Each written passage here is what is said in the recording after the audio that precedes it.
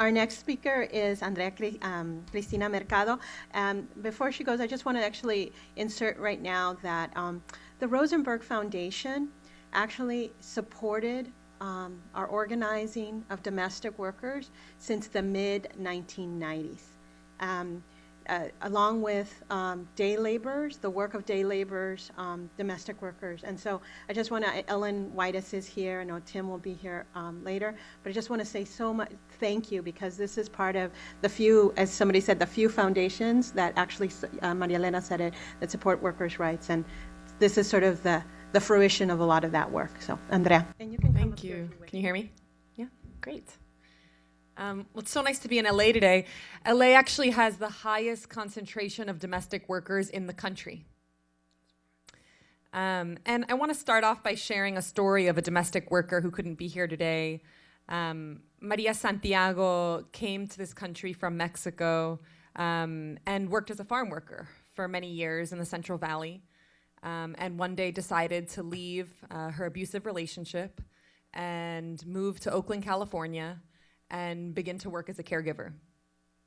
And she was a live-in caregiver taking care of an elderly woman, and she would bathe her and clothe her and give her her medicine and cook for her, and oftentimes work around the clock. 18-hour days were not uncommon. And when she finally had a few hours to rest, she was made to sleep on the cold hardwood floor. And 20 years later, when Maria tells this story, she still kind of tears well up in her eyes, like thinking about the undignified treatment, the low wages, the undignified treatment, and the humiliation. And not every domestic worker story is Maria's story, although I've heard far too many stories that are very similar. But every domestic worker in California is just as vulnerable.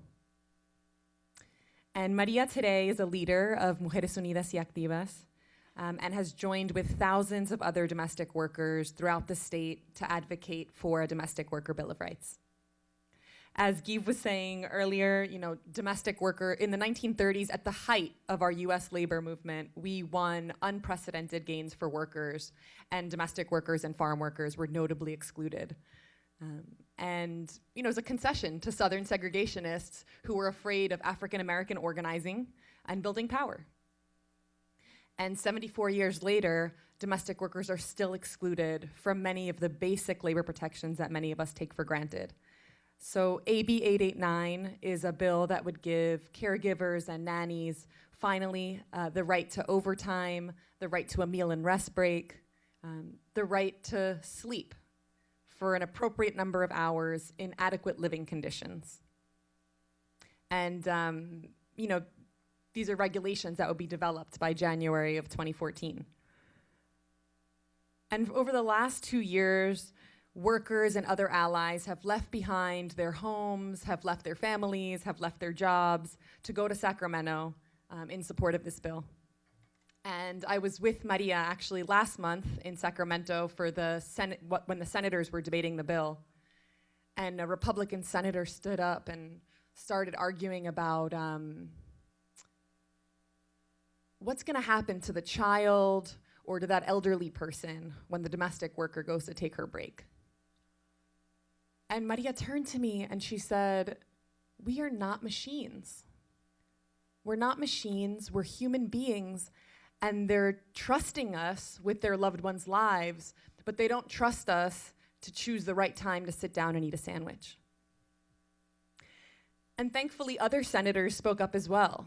Senator De Leon stood up and talked about how his mother was a domestic worker and how he used to go with her to clean houses and the long walk back to the bus stop.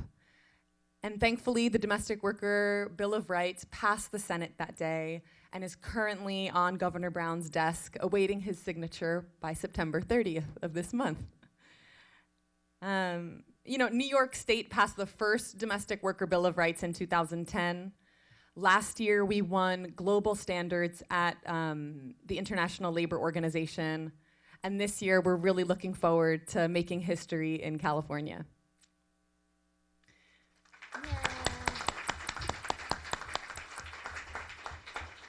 And although this bill would go a really long way in advancing justice for domestic workers, I think we know that change isn't going to happen the moment Jerry Brown signs this bill. Change isn't going to happen the minute the regulations are released. This is, what's at stake is a fundamental shift in how people see and value domestic work.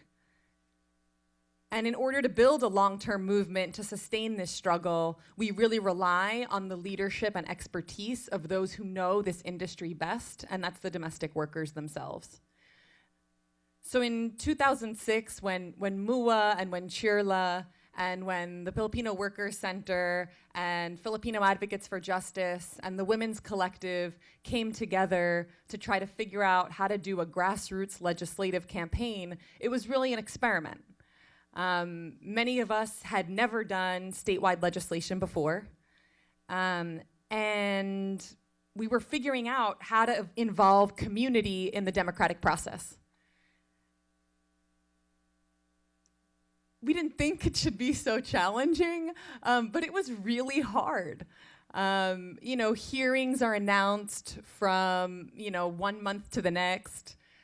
You can go up for a Senate session that's unexpectedly canceled.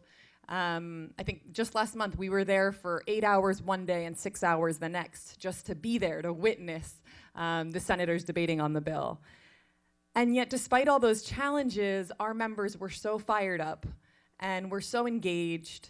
And when we all got in the same room together and figured out the interpretation into various languages, we knew we were onto something.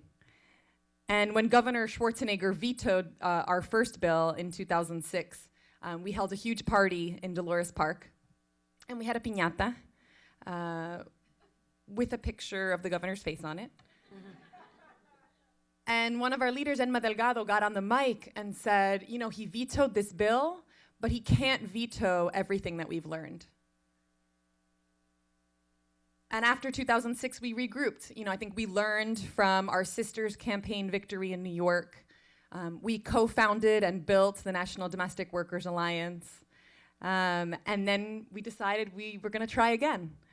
And I think one of the most important lessons that we learned in 2006 is that grassroots organizing alone and domestic workers alone aren't going to be able to win this fight. That we were going to need to reach beyond our usual allies and really build a winning coalition. We knew that our next effort was going to actually have to include employers of domestic workers and seniors and people with disabilities and many, many more.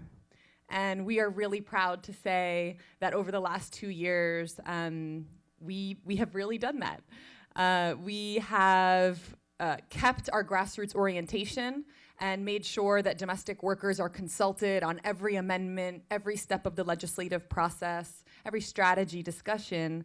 But we stretched and reached beyond our own community.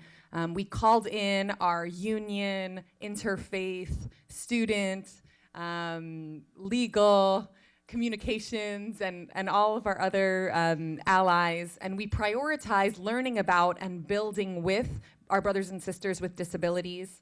And we forged relationships with academics and journalists and feminists and anyone that we could think of to support this righteous cause. And we are so thankful that you got on the buses with us and you came to our meetings and joined our rallies and made phone calls and sent support letters and rallied. And labor leader Richard Trumka joined us. And reproductive choice activist Sandra Fluke joined us. And interfaith leaders like Rabbi Kaufman joined us. And actress Amy Poehler joined us. And hundreds and hundreds and hundreds of domestic workers and their employers and their children. And we are one step away from passing this bill, and we just need one more person to stand with us, and that's Governor Jerry Brown. And so we're asking all of you to join us one more time and send in one more support letter and make one more phone call and do one more thing to make sure that we can push past this finish line. Some people say that, adequate sleep and living conditions, that's not a really big ask. A rest break, it's not too much to ask for. But this campaign is about that and so much more. We are ready for rest breaks. We are ready for overtime. And more than anything, we are ready for domestic work to be considered real work. And we know that together we can all make sure that these workers get the dignity and respect that they deserve. Thank you.